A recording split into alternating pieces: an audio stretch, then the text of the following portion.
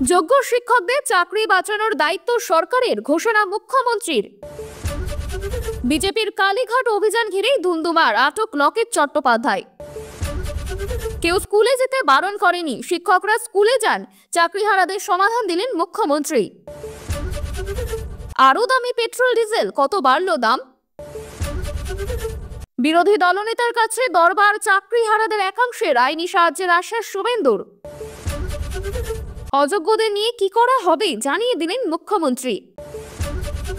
সুব্রত বক্সের মেরুদণ্ডে অস্ত্রোপচার, ডাক্তারকে সরাসরি ফোন অভিষেক ব্যানার্জির। দুর্নীতিতে যোগ্য অযোগ্য আলাদা করা যায় না, আদালতের কিছু করার ছিল না, বিকাশ রঞ্জন ভট্টাচার্য।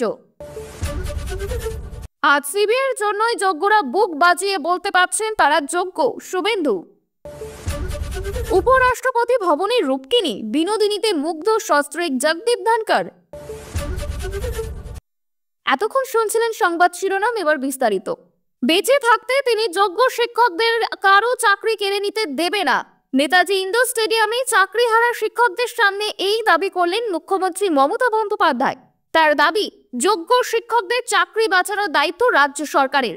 যোগ্য শিক্ষকদের চাকরি বাঁচাতে তার বিকল্প পরিকল্পনা তৈরি বলেও দাবি করেছেন মুখ্যমন্ত্রী।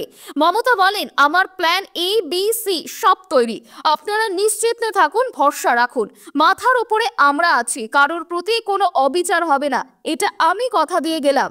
একই সঙ্গে তিনি দাবি করছেন, সুপ্রিম কোর্ট যোগ্য এবং অযোগ্য চাকরি প্রার্থীদের তালিকা দেয়নি, রাজ্য সরকারকেও সেই অনুমতি দেয়নি বলেই দাবি মুখ্যমন্ত্রী।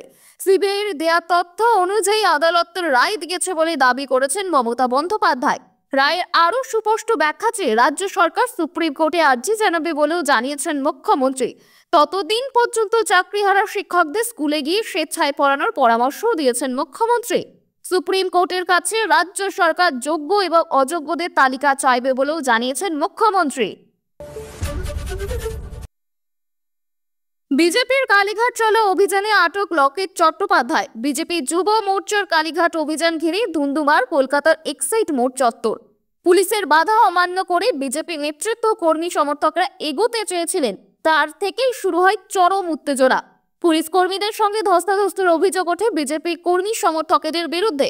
পরিস্থিতি নিয়ন্ত্রণ করতেই শেষ পর্যন্ত বিক্ষোভকারীদের পাকড়াও করা হয়।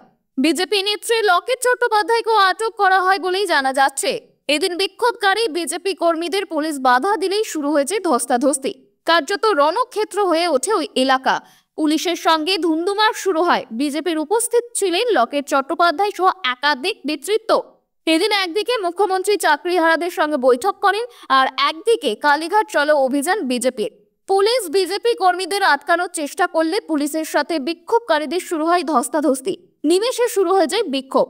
2016 সালে শিক্ষক নিয়োগ প্যানেলে অসাংবিধানিক, প্রতিষ্ঠানিক দুর্নীতি বলেই বাতিল করে দিয়েছে সুপ্রিম কোর্ট। তাতেই রাতারাতি চাকরি হারিয়েছেন প্রায় 26,000 শিক্ষক। মুখ্যমন্ত্রী মমতা বন্দ্যোপাধ্যায় আজ সোমবার চাকরি হারাদের সঙ্গে বৈঠক করে চাকরি হারাদের পাশে থাকার বার্তা দিয়েছেন তিনি। তাদের আশ্বস্ত করেছেন মুখ্যমন্ত্রী। প্রিয় দর্শক, আপনি কোন জেলা থেকে আমাদের ভিডিওটি দেখছেন কমেন্ট করে জানাবেন। আজকের ভিডিওতে 300 লাইক ও 100 সাবস্ক্রাইবার টার্গেট করছি। যদি এখনো সাবস্ক্রাইব না করে থাকেন দয়া করে এক্ষুনি সাবস্ক্রাইব করে নিন এবং নিয়মিত আপডেট পেতে আমাদের চ্যানেলটি ফলো করুন। ফিরে আসছি পরবর্তী খবরে। কেউ স্কুলে যেতে বারণ করেনি, শিক্ষকরা স্কুলে যান, চাকরিহারাদের সমাধান দিলেন মুখ্যমন্ত্রী। নেতাজি ইন্ডোর স্টেডিয়ামে চাকরিহারাদের আশ্বাস দিলেন মুখ্যমন্ত্রী। তিনি বলছেন, চাকরি ফিরিয়ে দেয়া আমাদের ধর্ম। মুখ্যমন্ত্রীর পরামর্শ, শিক্ষকদের কাছে চাকরি বরখাস্তের কোনো নোটিশ তো পৌঁছয়নি, তাই তারা চাকরি করে যেতেই পারে। ভলান্টিয়ার সার্ভিস দিন বললেন মুখ্যমন্ত্রী। পাশাপাশি নাম না করে বিরোধীদের নিশানা করে মুখ্যমন্ত্রী বললেন, শিক্ষা ব্যবস্থাকে ভেঙে দেওয়ার চক্রান্ত চলছে। চ্যালেঞ্জ ছুড়ে দিলেন, বেঁচে থাকতে যোগ্যদের চাকরি কেড়ে নিতে দেব না, মন্তব্য মুখ্যমন্ত্রীর।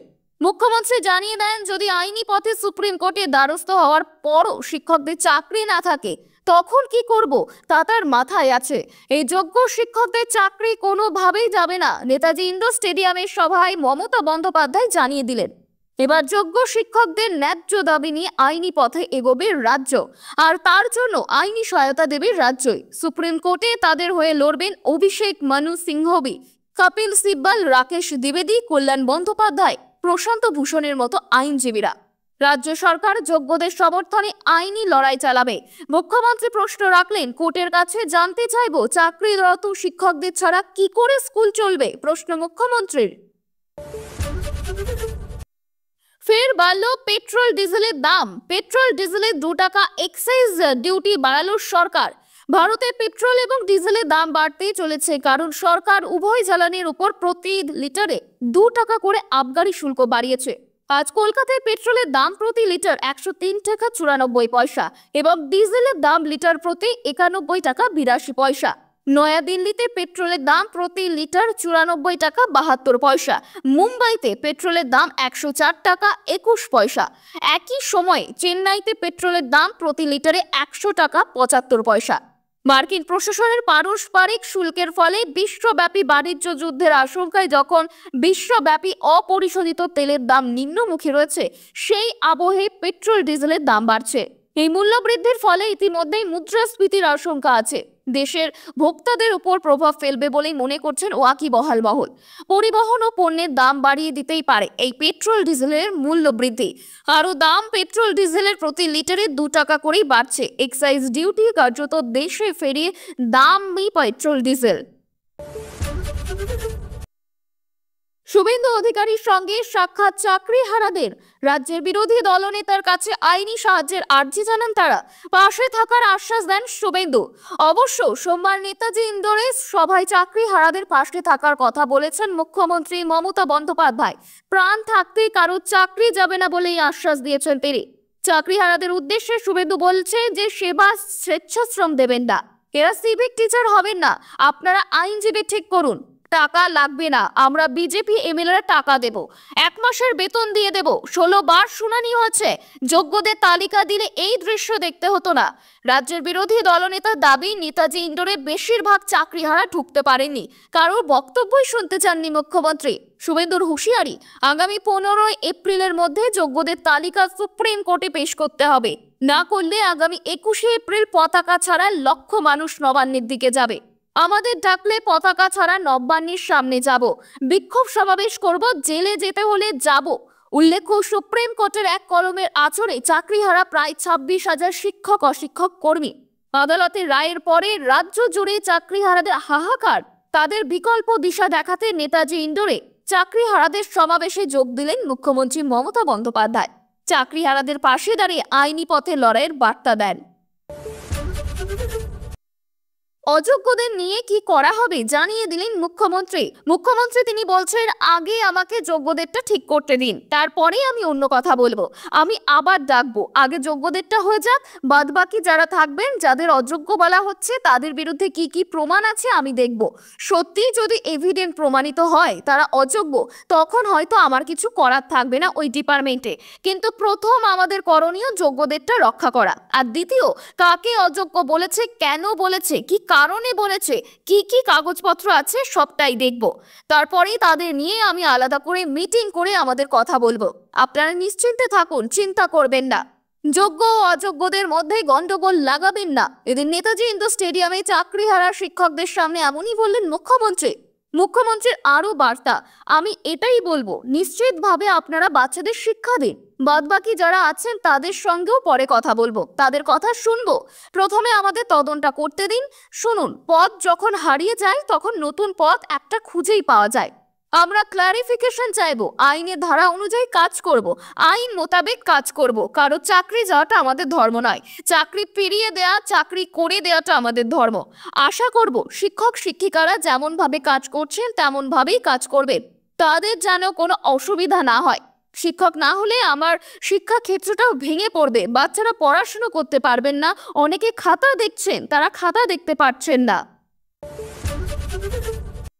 রাজ্য সভাপতির হাসপাতালে ভর্তি হওয়ার খবর পেয়ে সরাসরি ডাক্তারবাবুকে ফোন করেন দলের সর্বভারতীয় সাধারণ সম্পাদক অভিষেক বন্দ্যোপাধ্যায়।